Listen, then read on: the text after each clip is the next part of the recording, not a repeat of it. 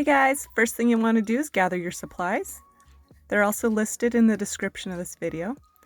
And before you even mix your paste, cut up your newspaper. And these pieces are actually too small. You want to cut them about 2 inches by 4 inches, so just a little bit wider strips. And I also used some really warm water. I microwaved it for about a minute. That just helps dissolve the flour really nice. You get all the clumps out of your paste. It's already pretty thick, so you want it as even as possible because the chunks will dry onto your balloon. If you can hit that like button, I would totally appreciate it. Thanks for watching this video. And what you're going to want to do is just dip your strips in, scrape off any excess, and then place it on your balloon. You want to make sure you overlap the pieces a bit because you don't want any balloon showing through, and if you don't overlap them enough, you're going to get some little splits in your paper mache.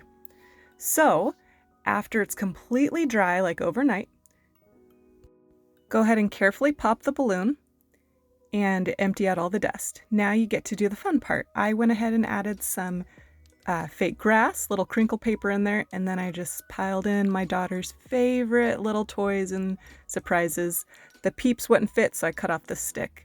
So anyways, then you're going to take that second balloon and blow it up right inside like I did. You're not blowing it up all the way.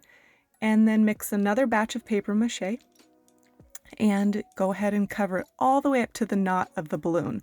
This will leave a little hole at the end, but I just used one more piece of newspaper and some glue stick just to cover that final tiny hole at the top.